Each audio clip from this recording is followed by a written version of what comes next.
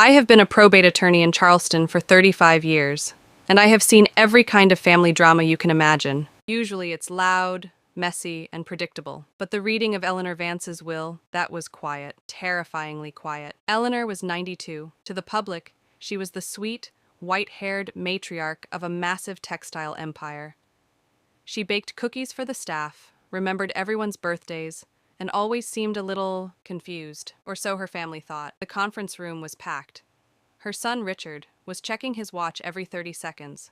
Her daughter-in-law, Karen, was wearing a black dress that cost more than my car, dabbing at dry eyes.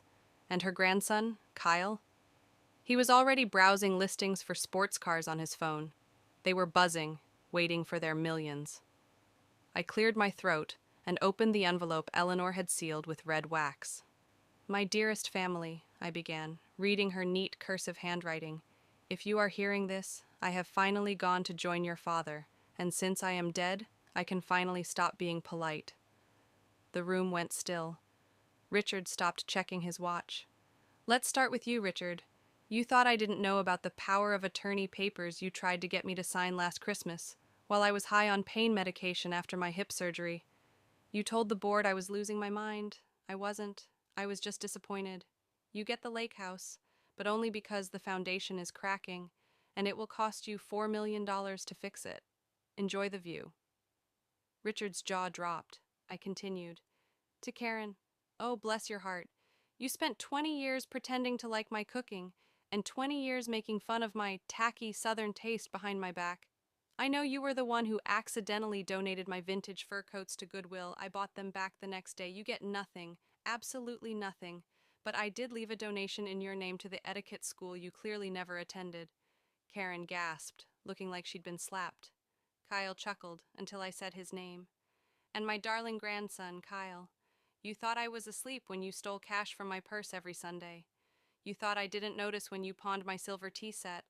I bought that back too. I have deducted every single stolen dollar with interest from your inheritance, which leaves you with exactly zero." Kyle slammed his phone on the table. "This is insane," he shouted. "I'm not finished," I said, my voice cutting through the noise. "To the only person who never asked me for a dime, my nurse, Sarah." Sarah, who was sitting in the back corner, looked up, startled.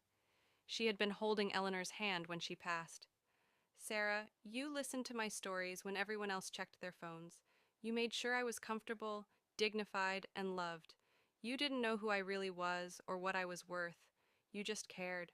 So to you, I leave the remainder of the estate. The portfolio, the liquid assets, and the company shares. All of it.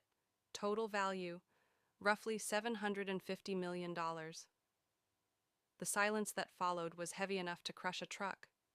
Richard looked like he was going to pass out. Karen was hyperventilating. Sarah just sat there, weeping silently into her hands.